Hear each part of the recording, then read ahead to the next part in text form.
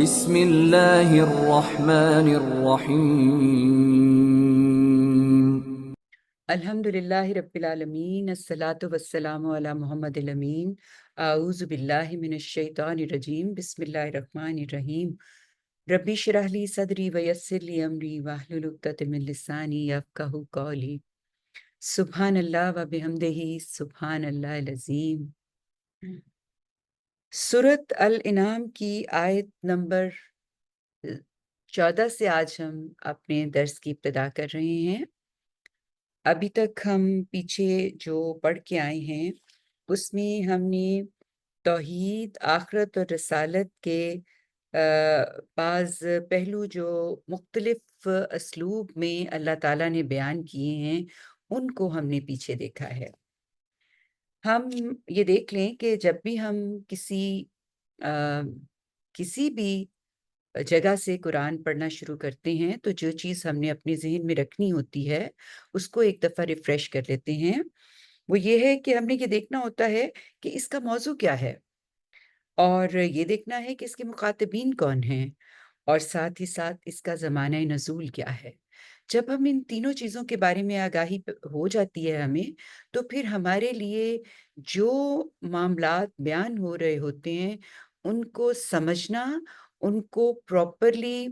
Place کر سکنا، یعنی نبی پاک صلی اللہ علیہ وآلہ وسلم کی زندگی کی جو سرگزشت انذار ہے اس میں کہاں یہ پلیس ہو رہے ہیں، اس کو سمجھنا، اور پھر اس میں سے اپنے لیے جو کچھ بھی ہمارے لیے اس میں بیان ہے اس کو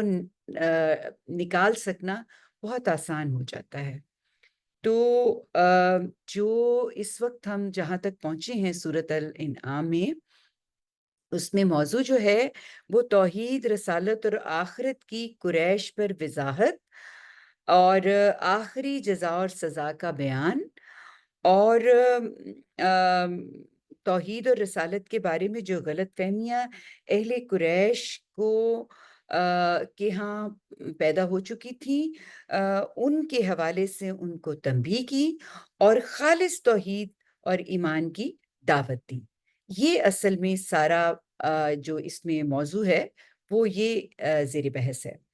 اور ظاہر ہے کہ میں نے اس میں شروع میں بھی بتایا اور بار بار یہ بتا رہی ہوں کہ اس کے مخاطبین جو ہیں وہ اصل میں اہل قریش ہیں، جو شرک پہ کھڑے تھے، جو شرک کو اپنا مذہب بنائے ہوئے تھے۔ یعنی پیچھے جو ہم نے صورتیں پڑھی تھیں اس میں زیادہ تر مخاطبین جو ہیں وہ اہل کتاب تھے۔ تو اہل کتاب جو ہیں وہ شرک اس طرح نہیں کر رہے تھے، وہ شرک کو اپنائے ہوئے نہیں تھے، ان کے ہاں مخفی قسم کا شرک تھا۔ انہوں نے بہت ساری اپنے مذہب میں چیزیں جو ہیں وہ شامل کر رکھی تھیں جو کہ شرک ہی تھیں، لیکن وہ اس کو شرک نہیں کہہ رہے تھے۔ لیکن یہ تو جو مشرکین مکہ ہیں یہ تو شرک کو اپنا مذہب بنا کر پیش کر رہے تھے، شرک پہ کھڑے تھے، یہ خدا کے ساتھ بہت سارے خداؤں کو پوج رہے تھے۔ تو ان کو مخاطب کیا ہے اس میں، اور اس کا جو زمانہ نزول ہے اس کے حوالے سے میں نے آپ کو بتایا ہے کہ جو نبی پاک صلی اللہ علیہ وآلہ وسلم کی زندگی کی سرگزشت انذار ہے، جو انہوں نے 23 سال کے عرصے میں اہل مکہ پہ کی، اور جو یہود اور نصارہ ہیں ان کو بھی متنبع کیا۔ تو یہ جو 23 سال کا زمانہ ہے اس میں دعوت عام، اتمام حجت، ہجرت و برات اور سزا اور جزا، اس کے ڈفرینٹ جو مواقع ہیں اس 23 سال کی زندگی میں، ان کو ہم نے دیکھنا ہوتا ہے کہ اس میں کون سا وقت ہے جو اس وقت جو ہم پڑھ رہے ہیں اس میں زیر یعنی جو اس وقت بیان ہو رہا ہے، جو کون سا وقت ہے جو اس وقت جب ہم یہ آیات پڑھ رہے ہیں تو یہ اس میں سے گزر رہے ہیں لوگ، یعنی یہ جو وقت تھا یہ دعوت عام کا اور اتمام حجت کا تھا۔ تو موضوع بھی کر لیا ہم نے، مخاطبین بھی ہم نے دیکھ لیے، اور زمانہ بھی ہمیں سمجھ آ گیا کہ یہ دعوت عام اور اتمام حجت کا زمانہ ہے، یعنی کہ مکہ میں جو آخری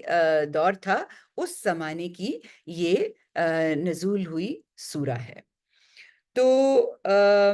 اس میں دعوت کا مضمون ہے، تو جن چیزوں کی دعوت دی گئی ہے اس پر ان آیات میں استدلال کیا جا رہا ہے، اور اس میں جو استدلال کیا جا رہا ہے وہ زیادہ تر انفس و افاق، یعنی جو ہمارے باہر دنیا میں ہمیں نظر آتی ہیں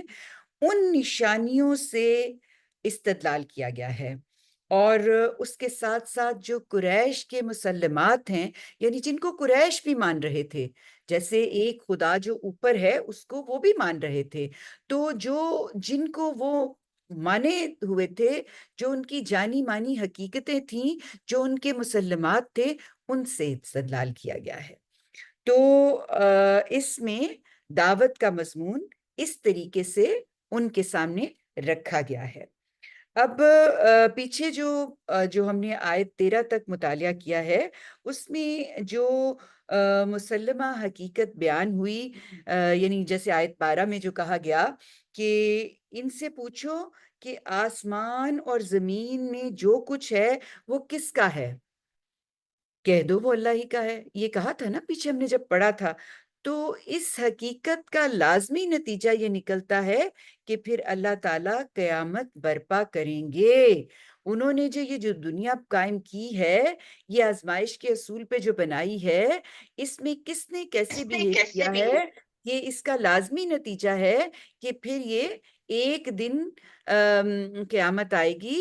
یہ ایک حقیقت ہے، اس کے طور پہ ان کو جان لینا چاہیے، یہ پہلے بیان کر دیا گیا تھا۔ اب اس وقت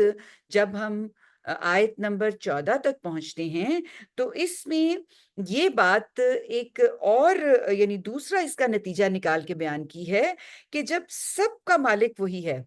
جب ہر چیز جو بھی ہے وہ اسی کی بنائی ہوئی ہے اور اسی کے پاس میں نے لوٹ کے جانا ہے، تو پھر میں کسی اور کی عبادت کیوں کروں، میں کسی اور کو اس کے ساتھ شامل کیوں کروں؟ یعنی جو مسلمہ حقیقتیں ہیں، جو استدلال کیا جا رہا ہے توحید کے حوالے سے، آخرت کے حوالے سے، اس کے بارے میں یہ بتا دیا گیا پہلے یہ کہ یہ لازمی نتیجہ اس کا نکلے گا کہ قیامت برپا ہونی ہے، اور اب یہ بتایا جا رہا ہے کہ جب یہ مسلمہ حقیقتیں ہمارے سامنے ہیں تو پھر یہ کیسے ہو سکتا ہے کہ جب وہی خالق اور مالک ہے تو ہم کسی اور کی عبادت کریں؟ تو یہ بات ان آیات میں بیان کی جا رہی ہے۔ تو اب ہم شروع کرتے ہیں اس کو آیت نمبر 14 سے، کہ اللہ تعالیٰ کس طریقے سے یہ جو پہلا نتیجہ نکالا تھا قیامت کے برپا ہونے کا، اور یہ جو دوسرا نتیجہ ہے کہ جب وہی مالک اور خالق ہے تو اسی کی عبادت اور اسی کی طرف رجوع کرنا ہے، کسی اور کی طرف کیوں کرنا ہے، یہ بیان کیا جا رہا ہے۔ ہم اس کو دیکھتے ہیں کہ اللہ تعالیٰ نے ہمیں یعنی اس زمانے کے جو ایڈریسز تھے ان کو کیسے مخاطب کر کے یہ حقیقت کی طرف توجہ دلائی، اس میں ہمارے لیے بھی کس طریقے سے متوجہ ہونا لازمی ٹھہرتا ہے۔ تو فرمایا بسم اللہ الرحمن الرحیم، کہہ دو اللہ کے سوا کیا میں کسی اور کو اپنا کارساز بنا لوں جو زمین اور آسمان کا خالق ہے اور وہ کھاتا نہیں کھلاتا ہے۔ یعنی یہ خدا کی ربوبیت اور پروردگاری کی طرف اشارہ ہے کہ وہ کھاتا نہیں کھلاتا ہے۔ یہ جو بات یہاں پہ کی جا رہی ہے، یہ بات اوپر کی بات کا لازمی نتیجہ ہے، اور یہ مشرکین پر ایک نہایت لطیف تعریض بھی ہے۔ یعنی جاوید احمد غامدی صاحب نے اس کو نیچے کھول کے کچھ اس طریقے سے بیان کیا ہے۔ اس کا مطلب یہ ہے کہ زمین اور آسمان کے خالق اور پوری کائنات کے رازق کو میں چھوڑ دوں اور تمہارے ان بتوں کو معبود بنا لوں جو اپنے وجود کے لیے بھی تمہارے محتاج ہیں، اور ان کے سامنے تم حلوے مانڈے پیش کرتے ہو تو راضی اور آسودہ ہوتے ہیں وہ۔ یہ کس قسم کا खुदा है जिसको तुम पूछ रहे हो। यहाँ पर उस्ताज इमाम अमीन हसन इस्लाही का उन्होंने इक़्तिबास कोट किया है। वो फरमाते हैं, यहाँ ये अमर पेश नज़र रहे कि मुशरिकीन अपने बुतों के आगे जो कुछ पेश करते हैं वो इस तसव्वुर के साथ पेश करते हैं कि ये उनकी पसंदीदा और मरगूब ग़िज़ाएँ हैं जिनको वो नोश करते हैं और जिनकी खुशबू से वो महजूज होते हैं। बरक्स इसके कि एक खुदा परस्त खुदा के नाम पर जो कुछ पेश करता है उसका कुछ हिस्सा, जैसा कि कुरान में तसरीह है, खुदा को नहीं पहुंचता बल्कि सब का सब खुदा के हकदार बंदों को पहुंचता है। यानी वो तो जो चीजें अपने शुरका के सामने रखते हैं उन चीजों को वो समझते हैं कि ये उनके हजूर पेश कर दी गई और ये इतनी मुतबर्रिक हो गई कि अब ये किसी ने नहीं खानी। तो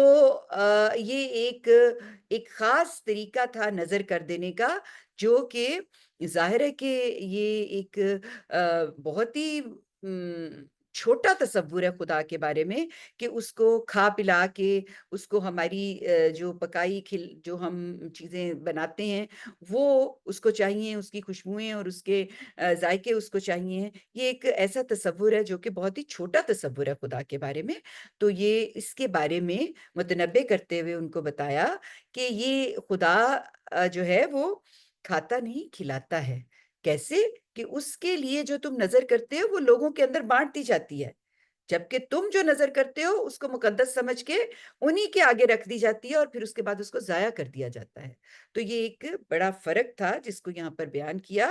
और साथ ही साथ ये भी कह दिया कि जब मेरा मालिक जो है वो खालिक भी है, वो मालिक भी है, उसने ये पूरी कायनात तख्लीक की है, जिसने आसमान को बनाया, ज़मीन को बनाया, उसमें मौजूद हर चीज़ को उसने तख्लीक किया और उसकी इस तख्लीक में उसका कोई साजी, कोई साथ नहीं है। वो यकता, यगाना है, उसके साथ कोई नहीं जो कि इसमें कोई अपना रोल प्ले कर रहा है। तो फिर मैं कैसे उसको छोड़ के या उसके साथ भी किसी और को शरीक कर लूँ? जबकि वो यकता और यगाना है जो ये सब कुछ कर रहा है। वो खाता नहीं वो खिलाता है। तो कहा, कह दो, मुझे तो हुक्म मिला है कि सबसे पहले मैं उसके सामने सर अतात झुका दूं और ताकीद की गई है कि तुम हरगिज मुशरिकों में शामिल ना हो। यानी यहाँ पर ये एक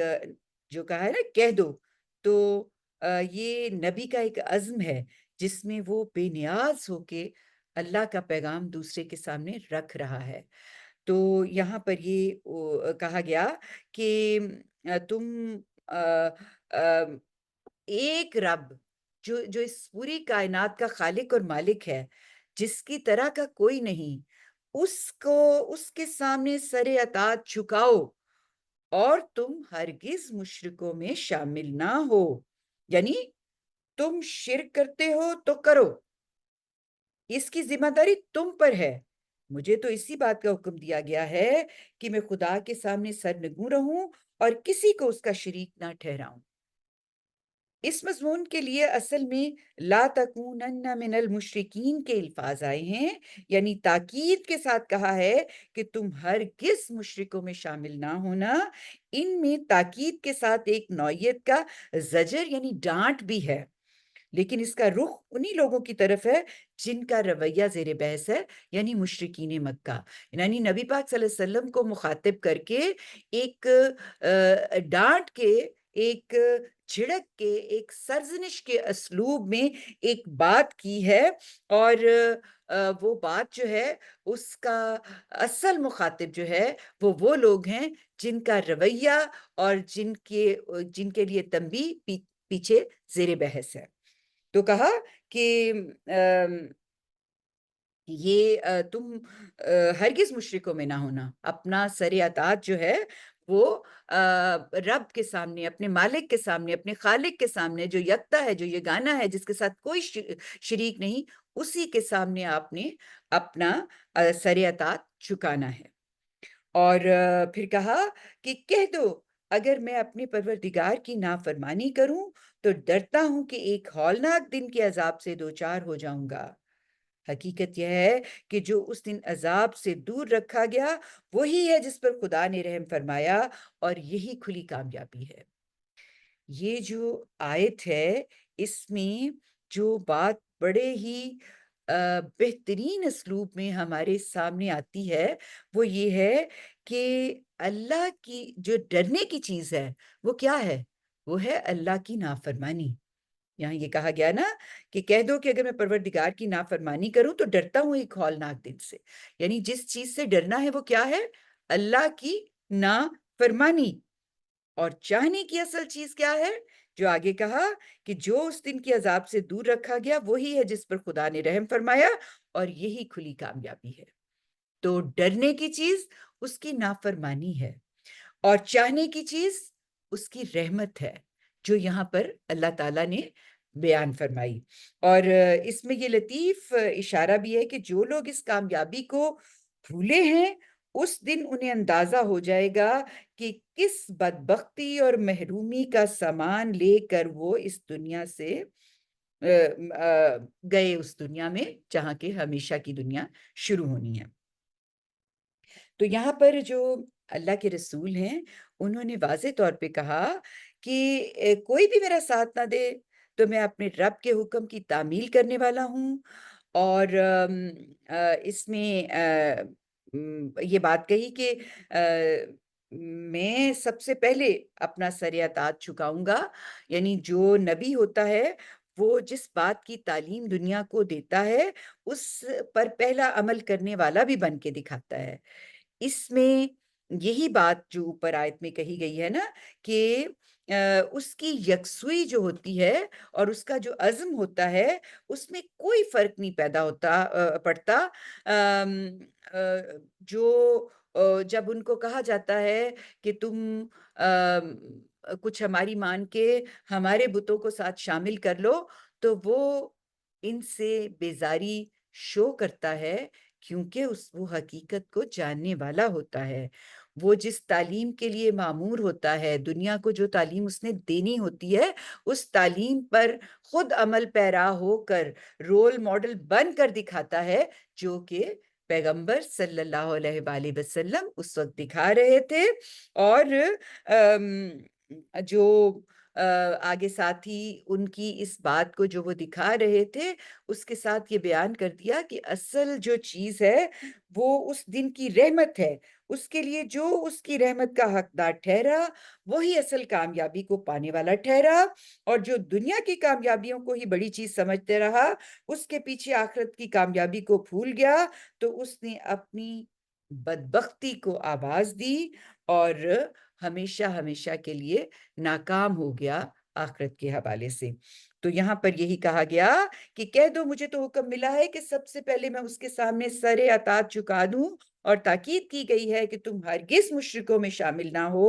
کہہ دو اگر میں اپنے پروردگار کی نافرمانی کروں تو ڈرتا ہوں ایک ہولناک دن کے عذاب سے دوچار ہو جاؤں گا۔ حقیقت یہ ہے کہ جو اس دن عذاب سے دور رکھا گیا وہی ہے جس پر خدا نے رحم فرمایا، اور یہی کھلی کامیابی ہے۔ اس کے بعد پھر یہ بتایا جا رہا ہے کہ نفع اور نقصان صرف خدا ہی کے اختیار میں ہے۔ یہ جو کہتے تھے کہ اگر ہم ان اپنے شرکاء کو خوش نہیں کرتے تو ہم پہ مسائل اور مشکلیں اور پریشانیاں آ جاتی ہیں، تو اس کے حوالے سے اب اللہ تعالیٰ یہاں پر بیان فرما رہے ہیں کہ یہ جو نفع اور نقصان تم سمجھتے ہو تمہیں پہنچتا ہے، یہ تم اپنے شرکاء کو خوش کرنے کے لیے اس نفع اور نقصان کے لیے سے بچنے کی کوشش کرتے ہو، تو اصل میں جان لو کہ یہ نفع اور نقصان جو ہے اس کی ساری ملکیت خدا کے پاس ہے، اس واحد مالک کے پاس ہے جس نے یہ کائنات تخلیق دی ہے۔ تو کہا یقین رکھو اگر اللہ تمہیں کسی رنج میں مبتلا کر دے تو اس کے سوا کوئی نہیں جو اسے دور کر سکے، اور اگر کوئی بھلائی سے بہرمند کرے تو وہ ہر چیز پر قدرت رکھتا ہے۔ یعنی یہ جو اوپر بات کی ہے نا اس کو مزید اس کی یہاں پر توضیح فرما دی ہے کہ جب نفع اور نقصان سب خدا کے اختیار میں ہے تو کسی دوسرے کو مولا مرجع کیوں بنایا جائے؟ یعنی کسی دوسرے کو مالک، دوست یا حامی یا جو پلٹنے کی جگہ ہے وہ کسی اور کے ساتھ کیوں منسوب کی جائے؟ تو اس کے حضور دعا اور مناجات کے لیے ہاتھ کیوں اٹھائے جائیں جس کے پاس کوئی اختیار نہیں؟ ہم تو اسی کے حضور اپنے ہاتھ اٹھائیں گے جو اس تمام اختیارات کا مالک ہے، جس نے ہمیں اس دنیا میں بھیجا اور جس کے پاس ہم نے لوٹ کے جانا ہے۔ تو آم، کہا کہ آم، وہ تم یقین رکھو کہ اگر اللہ تمہیں کسی رنج میں مبتلا کر دے تو اس کے سوا کوئی نہیں جو اسے دور کر سکے، اور اگر بھلائی سے بہرہ مند کرے تو وہ ہر چیز پر قدرت رکھتا ہے۔ یہاں پر جو یہ بات بھی ہے جو بتائی جاتی ہے، میں نے آپ کو بتایا کہ آخر میں جو اللہ کی صفت بیان ہوتی ہے، وہ پیچھے جو بات ہو رہی ہوتی ہے اس کے حوالے سے بتا دی جاتی ہے کہ جب لوٹ کے میں نے اسی کے پاس جانا ہے اور سب نفع نقصان اسی کے پاس ہے، اسی نے مجھے اس دنیا میں بھیجا ہے اور یہ ہر چیز اسی کے قدرت سے چل رہی ہے۔ تو اسی کی قدرت کی جو صفت ہے اس کو اس کے اینڈ پہ بیان کر کے بتا دیا کہ تم متنبع ہو جاؤ، سمجھ لو اس بات کو۔ پھر آگے فرمایا کہ اپنے بندوں پر وہ ہر لحاظ سے حاوی ہے اور حکیم اور خبیر ہے۔ پھر یہاں پر ایک پیچھے بتا دیا کہ سب کچھ اسی کی قدرت میں ہے، اور پھر یہاں پر بتایا کہ وہ ہر لحاظ سے اپنے بندوں پر حاوی ہے۔ یہ یہاں پر یہ بات یاد رکھے کہ خدا کا حکیم اور خبیر ہونا قرآن میں مختلف جگہوں پر بیان ہوا ہے نا، تو یہ ایک بڑی اہم چیز ہے جو کچھ لازمی باتوں کی طرف آپ کو متوجہ کرتا ہے۔ مثلا یہ کہ ایک دن جزا اور سزا برپا ہونی ہے، تو کیوں ہونی ہے؟ کیونکہ اس کے بغیر تو پھر یہ دنیا فالتو بالکل ایک ایسی چیز ہے کہ اس میں تو ایک بھگدڑ مچ جائے، ہر کوئی جو ہے وہ ظلم کرے اور آگے سے آگے نکلتا جائے۔ تو انسان جزا اور سزا کے برپا ہونے کے تصور کو سمجھ کے اس دنیا میں آزمائش کو سمجھ کے چلتا ہے، تو پھر اس کو سمجھ آتی ہے کہ خدا جو حکیم اور خبیر ہے، جس کی یہ دو صفات ہیں، وہ ان معاملات کو کیسے ڈیل کرے گا۔ وہ ایک دن جب سزا اور جزا برپا کرے گا تو دنیا جو ہے وہ بے مقصد نہیں ہوگی پھر۔ اس کے ہاں اگر کوئی یہ سوچے کہ شفاعت کی کوئی گنجائش نکل آئے گی، اس دن کوئی حق کو باطل کر لے گا اپنی سفارش کے ذریعے، تو یہ بات بھی اچھی طرح سمجھ لیں کہ جو حکیم اور خبیر ہے اس کے ہاں اس کا کوئی تصور نہیں ہو سکتا۔ یعنی یہاں پر اللہ تعالیٰ کی جو دو خوبیاں حکیم اور خبیر کی بتائی ہیں، یہ اس بات کو بالکل ریجیکٹ کر دیتی ہیں کہ یہ کبھی ہو سکتا ہے کہ اس نے یہ دنیا بے مقصد بنائی ہو اور وہ جزا اور سزا برپا نہ کرے،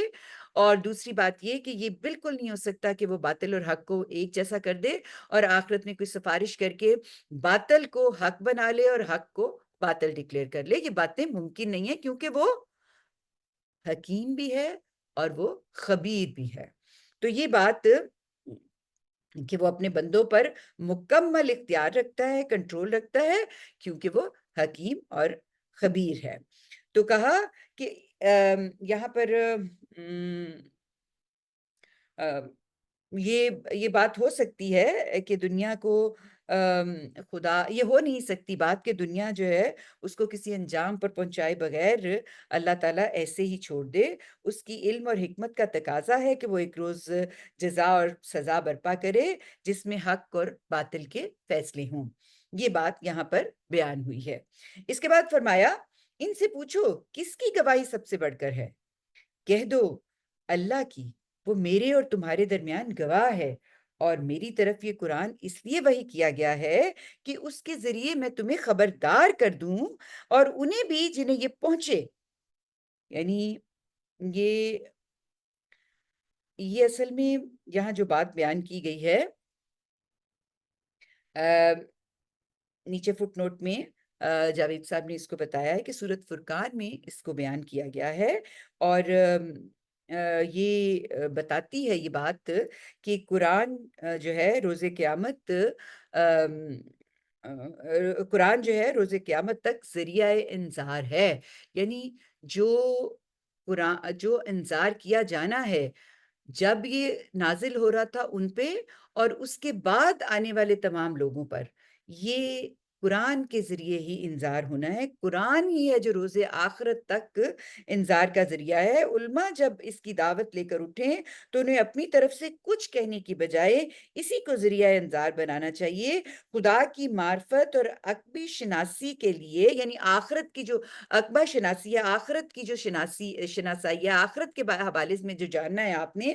اس کے لیے اس سے بڑھ کے کوئی چیز نہیں جو لوگوں کو بیدار کر سکے۔ تو کہا کہ کہہ دو اللہ کی وہ میرے اور تمہارے درمیان گواہ ہے، اور میری طرف یہ قرآن اس لیے وحی کیا گیا ہے کہ اس کے ذریعے سے میں تمہیں خبردار کر دوں اور انہیں بھی جنہیں یہ پہنچے، یعنی آخرت تک کے لیے یہ خبردار کرنے کا ذریعہ ہے۔ یعنی توحید اور شرک کے معاملے میں فیصلہ کن گواہی جو ہے وہ یہاں پر خدا کی طرف سے آ گئی کہ وہ قرآن کے ذریعے سے ہوگی۔ یہ جو فیصلہ کن گواہی ہے نا، یہاں پہ جو کہا گیا ہے کہ ان سے پوچھو کس کی گواہی سب سے بڑھ کر ہے، تو کہہ دو اللہ کی، وہ میرے اور تمہارے درمیان گواہ ہے، اور میری طرف یہ قرآن اس لیے وحی کیا گیا ہے کہ اس کے ذریعے میں تمہیں خبردار کر دوں اور انہیں بھی جنہیں یہ پہنچے۔ تو کیا تم اس بات کے گواہ بنتے ہو کہ خدا کے ساتھ کچھ دوسرے معبود بھی ہیں؟ کہہ دو میں اس کی گواہی نہیں دے سکتا، کہہ دو وہ ایک ہی معبود ہے اور میں اس سے یقیناً بری ہوں جنہیں تم شریک ٹھہراتے ہو۔ یعنی حتمی گواہی جو ہے نا وہ اللہ تعالیٰ نے یہاں پر بیان کر دی۔ تو خدا کا کوئی شریک ہے یا نہیں، اس معاملے میں فیصلہ کن گواہی تو خود خدا ہی کی ہو سکتی ہے۔ وہی بتا سکتا ہے کہ اس نے اپنی خدائی میں کسی کو شریک بنایا ہے یا نہیں۔ اگر اس نے کسی کو شریک ہونا تسلیم کیا ہے تو کیا تم یا کسی کو حق ہے کہ وہ اس خدائی میں حقدار بنے یا بنائے؟ یعنی جب اس نے کہا ہے کوئی میرا شریک نہیں، اور وہ اپنی کتاب جو الہامی کتاب اپنے بندے پہ، اپنے رسول پہ اس نے اتاری ہے، اس میں وہ واضح طور پہ یہ بیان کر رہا ہے، تو پھر وہ اپنی جب گواہی اپنی کتاب کے ذریعے تمہیں دے رہا ہے اور یہ حتمی گواہی بیان وہ کر رہا ہے حتمی طور پہ، تو پھر تم کیسے اس میں کسی بھی طرح سے کسی اور کو شامل کر سکتے ہو؟ کیسے تم یہ شمولیت کروا سکتے ہو؟ تو یہ بات جو ہے یہ قابل فہم نہیں ہو سکتی۔ پھر یہاں پر نبی پاک صلی اللہ علیہ وسلم کے ذریعے ہی اعلان کروایا کہ میں تمام نزاعات، یعنی تمام جو ہمارے درمیان کشمکش ہے، جو ہماری درمیان ایشوز ہیں، جو ہم ایک دوسرے کے ساتھ دشمنی ہماری ہے جس کی بنیاد پر، ان تمام نزاعات کے فیصلے کے لیے اپنے اور تمہارے درمیان خدا ہی کی گواہی کو مانتا ہوں۔ یعنی نبی پاک صلی اللہ علیہ وسلم نے فوراً اس بات کا اعلان کر دیا کہ میں یہ جو اللہ تعالیٰ نے گواہی دی ہے تمام نزاعات کے فیصلے کے لیے، وہ میں مان رہا ہوں۔ اس لیے میرے اوپر قرآن اسی گواہی کے لیے نازل کیا گیا ہے، میں تم کو خبردار کروں کہ اس کا کوئی شریک نہیں۔ اگر اس کے باوجود، یعنی یہ سب تمہیں پتا ہے اور میں گواہی بھی دے رہا ہوں اور قرآن میں میرے پہ یہ آیات نازل ہو رہی ہیں جو تمہارے سامنے رکھی جا رہی ہیں، اس کے باوجود اگر تم نے فیصلہ کیا ہے کہ تم خدا کے شریک مانتے ہو، تو میں اس دلیل کی گواہی کے لیے تیار نہیں۔ یعنی تم اگر یہ بات کر رہے ہو اور کہہ رہے ہو کہ میرے ساتھ یہ گواہی دو کیونکہ ہم اس پہ کھڑے ہیں، تو میں نبی پاک صلی اللہ علیہ وسلم صاف واضح طور پر اللہ کے یہ احکامات سامنے رکھتے ہوئے اس گواہی کو تسلیم کرنے کے لیے تیار نہیں۔ وہ کہہ رہے ہیں کہ مجھے خدا کا حکم یہی ہے کہ میں اعلان کروں کہ وہ ایک معبود ہے، اور ان تمام چیزوں سے اپنی برات یعنی لا تعلقی کا اعلان کرتا ہوں جس کو تم خدا کا شریک گردانتے ہو۔ تو یہاں پر واضح طور پر یہ بتا دیا گیا کہ خدا کی معرفت اور آخرت کو سمجھنے کے لیے یہ جو کتاب قرآن پاک ہے جس میں اللہ تعالیٰ نے واضح طور پہ یہ گواہی دے دی کہ میرا کوئی شریک نہیں، اور میں اپنے بندے کے ذریعے یہ قرآن نازل کر کے تمہارے سامنے حق اور حقیقت کو رکھ رہا ہوں۔ اگر تم اس کو نہیں مانتے تو پھر میرا رسول جو ہے وہ اس قسم کی کسی بات میں تمہارے ساتھ شامل نہیں ہوگا۔ تو یہاں پر اللہ تعالیٰ نے بتا دیا کہ وہ جو حکیم اور خبیر ہے، جو ہر چیز پر قدرت رکھتا ہے، جو واحد ہے، یکتا ہے، جس نے یہ کائنات تخلیق کی ہے اور جس کے پاس تم نے ایک دن واپس جانا ہے، جس نے اس دنیا میں جو تم نے اعمال کی ہیں ان کا حساب کتاب کرنا ہے، وہ واحد ہستی ہے۔ اس واحد ہستی کے ساتھ کسی کو شریک نہیں کرنا، اور نبی پاک صلی اللہ علیہ وآلہ وسلم کے ذریعے اللہ تعالیٰ یہ بات جو ہے وہ بیان کرتے ہوئے کہہ رہے ہیں کہ یہ بڑی گواہی ہے جو میں خود دے رہا ہوں، اور رسول میرا تمہارے درمیان موجود اس گواہی کو پریزنٹ کر رہا ہے، اور اگر تم نہیں مانتے تو نبی رسول اس سے مبرہ ہے، وہ کبھی تمہاری کسی بات کے ساتھ شامل نہیں ہے۔ تو اس کا جو نتیجہ نکلنے والا ہے وہ تم نے خود ہی بھگتنا ہے آخرت میں، اور یقیناً وہ ایک بہت برا نتیجہ ہوگا، اور میرا رسول اور رسول کے ماننے والے اس سے مبرہ ہوں گے۔ تو یہ ایک بہترین طریقے سے جو پیچھے بات کی کہ جو قیامت برپا ہوگی اور اس قیامت کے لیے تیاری کرنی ہے، اور اس کے بعد یہ کہ خدا کے ساتھ تم شریک ٹھہرا کے جس طریقے سے تم چل رہے ہو، اس طریقے کا انجام انتہائی خطرناک ہے، اور اللہ کا رسول تمہارے درمیان موجود ہے، وہ گواہی دے رہا ہے اور تم اس کی گواہی نہیں مان رہے، اور تم اپنی سوچ، اپنی ہٹ درمی اور اپنے جو تم نے شرکا بنائے ہوئے ہیں ان کی گواہی مانگ رہے ہو، جس کو آؤٹ رائٹلی نبی پاک صلی اللہ علیہ وسلم نے ریجیکٹ کیا، اور اب اس کا خمیازہ تم خود ہی بھگتو گے۔ جو حقیقت تم جانتے ہو تم اس کو جان بوجھ کے نہیں مان رہے، تو اس کا انجام جو ہے اس کے لیے تیار ہو جاؤ۔ وآخر دعوانا ان الحمدللہ رب العالمین۔ بسم اللہ الرحمن الرحیم۔ کہہ دو اللہ کے سوا کیا میں کسی اور کو اپنا کارساز بنا لوں جو زمین اور آسمان کا خالق ہے اور کھاتا نہیں کھلاتا ہے۔ کہہ دو مجھے تو حکم ملا ہے کہ سب سے پہلے میں اس کے سامنے سر اطاعت جھکا دوں، اور تاکید کی گئی ہے کہ تم ہرگز مشرکوں میں شامل نہ ہو۔ کہہ دو کہ اگر میں اپنے پروردگار کی نافرمانی کروں تو ڈرتا ہوں کہ ایک ہولناک دن کے عذاب سے دوچار ہو جاؤں گا۔ حقیقت یہ ہے کہ جو اس دن عذاب سے دور رکھا گیا وہی ہے جس پر خدا نے رحم فرمایا، اور یہی کھلی کامیابی ہے۔ یقین رکھو کہ اگر تمہیں اللہ کسی رنج میں مبتلا کر دے تو اس کے سوا کوئی نہیں جو اسے دور کر سکے، اور اگر بھلائی سے بہرمند کرے تو وہ ہر چیز پر قدرت رکھتا ہے،